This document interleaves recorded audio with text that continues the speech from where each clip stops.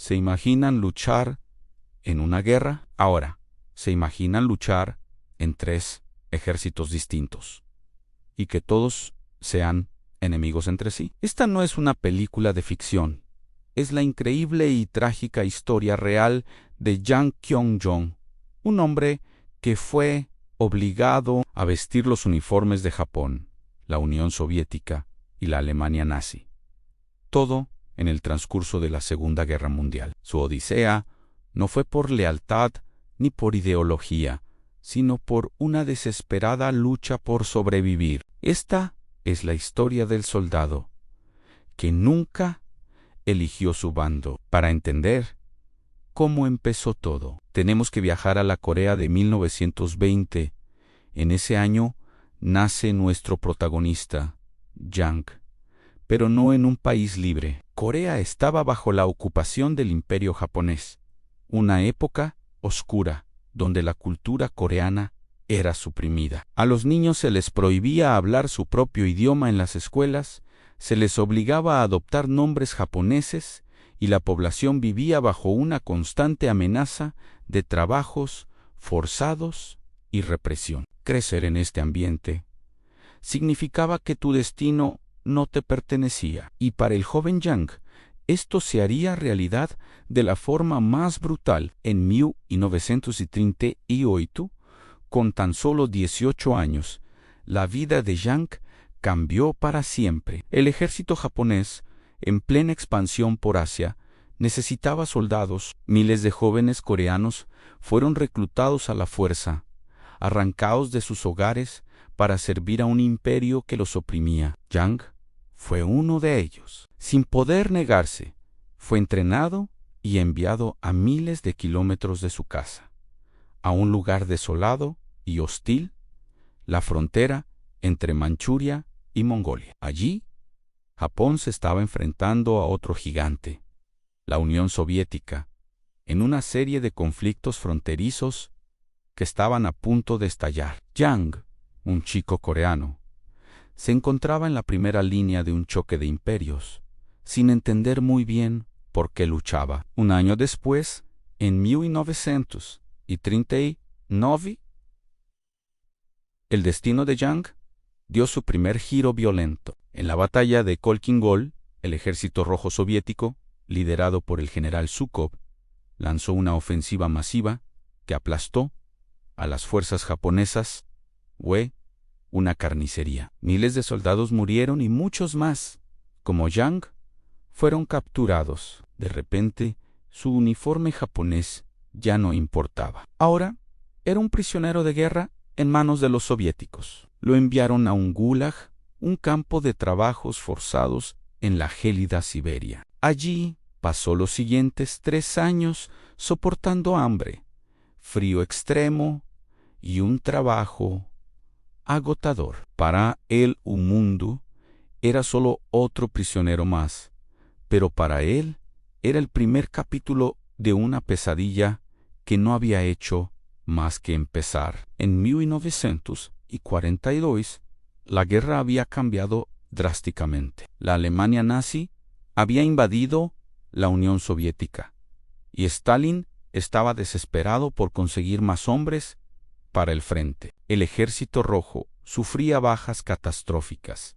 y recurrió a una medida extrema: reclutar a los prisioneros de los gulags. A Jang y a miles, como él, se les ofreció un trato imposible: o te unes a nosotros para luchar contra los alemanes, o te quedas aquí a morir de hambre y frío. Sin otra opción real, Jang cambió el uniforme japonés por el soviético. De un día para otro, pasó de ser prisionero a ser soldado del ejército rojo, enviado al infierno del Frente Oriental, una de las zonas de combate más brutales de toda la historia. Pero la rueda de la fortuna, o más bien, de la desgracia, volvió a girar para Jang en 1943, durante la tercera batalla de Yarkov, en Ucrania. Su unidad fue arrollada por una ofensiva alemana. Y sí, lo adivinaron, Jang fue capturado de nuevo. Ahora era prisionero de la Wehrmacht, el ejército de la Alemania nazi. Los alemanes al igual que los soviéticos, también sufrían escasez de tropas. Tenían una política de reclutar prisioneros de guerra soviéticos, especialmente de minorías étnicas, en unidades especiales conocidas como Oshchibatailoni u Batallones del Este. A sus ojos, Yang era solo otro mongol del Ejército Rojo Han, y una vez más le presentaron una elección que no era tal: unirse a ellos o enfrentar un destino incierto, probablemente fatal, en un campo de prisioneros nazi. Así, Yang Kyung-jong, el joven coreano, se puso su tercer uniforme .L de la Alemania nazi. Para 1944, los alemanes, anticipando una invasión aliada en Francia, necesitaban reforzar sus defensas en la costa atlántica. Enviaron a miles de soldados de sus batallones extranjeros, considerados menos fiables, a guarnecer posiciones secundarias. Yang fue destinado a Normandía, específicamente a la península de Cotentin, cerca de la playa de Yuto. Allí, junto a otros soldados de diversas nacionalidades, pasó meses en trincheras y búnkeres, esperando un ataque que todos sabían que llegaría. Imaginen la escena: un hombre coreano, con un uniforme alemán, esperando en una playa francesa la llegada de soldados estadounidenses y británicos. Su viaje era tan absurdo que parecía sacado de una novela. El 6 de junio de 1944, el día de el infierno se desató. Miles de barcos aliados aparecieron en el horizonte y comenzó la invasión de Normandía. Las defensas alemanas fueron bombardeadas sin piedad en medio del caos. La unidad de Yang fue rápidamente superada por los paracaidistas estadounidenses de la 101ª División Aerotransportada. Cuando los soldados americanos tomaron su posición, se encontraron con algo que no podían creer. A un soldado asiático vestido con el uniforme del enemigo.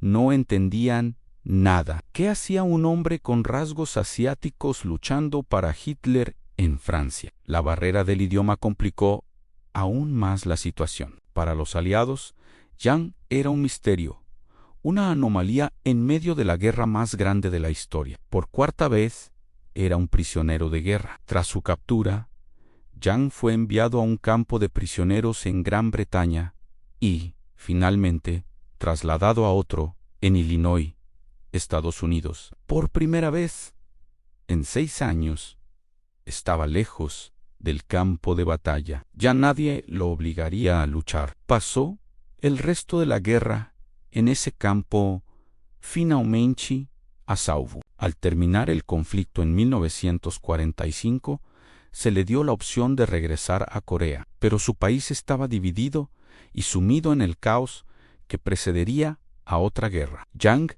había visto suficiente violencia para toda una vida. Tomó una decisión que cambiaría su vida. Por última vez, se quedó en Estados Unidos. Le concedieron la ciudadanía y se estableció en Illinois, cerca de Chicago. Vivió el resto de sus días en el anonimato, llevando una vida tranquila y sencilla. Se casó, tuvo hijos y trabajó sin buscar nunca la fama ni contar su increíble historia. Pocos de sus vecinos sabían que aquel hombre callado había sido un soldado japonés, un combatiente soviético y un defensor del muro atlántico nazi. Yang Kyung-jong murió en 1992, llevándose gran parte de su historia con él al no. Fue hasta años después que su odisea salió a la luz, convirtiéndose en un poderoso símbolo. La historia de Yang Kyung-jong es un recordatorio desgarrador de la tragedia humana detrás de las grandes guerras. Él nunca eligió luchar. Fue una hoja arrastrada por el viento de la historia, una víctima de imperios en conflicto. Su vida nos muestra que, en la guerra, no todo es blanco o negro, héroes o villanos. Hay millones de personas atrapadas en el medio, obligadas a sobrevivir en circunstancias que nunca buscaron. Su historia es la de un superviviente, un hombre que, contra todo pronóstico, logró atravesar el infierno y encontrar la paz. Gracias por acompañarme en este viaje al pasado. Si esta historia te ha conmovido tanto como a mí, no olvides darle a me gusta, compartirla y suscribirte al canal para descubrir más relatos increíbles que la historia nos ha dejado. Nos vemos en el próximo video.